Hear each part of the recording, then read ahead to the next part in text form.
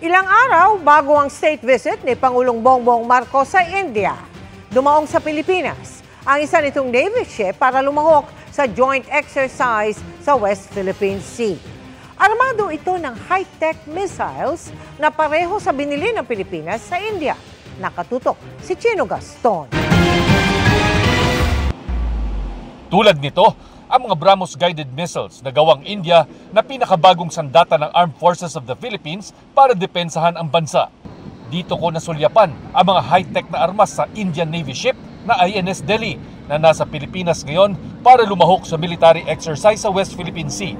Ang mga ganito kasi ng Pilipinas na binili noong 2022 sa halagang $375 million nakadeploy na sa isang sekretong lokasyon sa North Luzon. May paparating pang 2 missile batteries na posibleng ilagay sa iba pang parte ng bansa. 4 months ago, nandun po ako sa India. Nakausap ko yung aking counterpart at sabi ko sa kanya, please join us in our maritime cooperative activities in the West Philippine Sea. And right away, pumayag siya. Next week, habang nandun po sa India ang ating Pangulo, ay magkakaroon tayo ng bilateral maritime cooperative activity with India.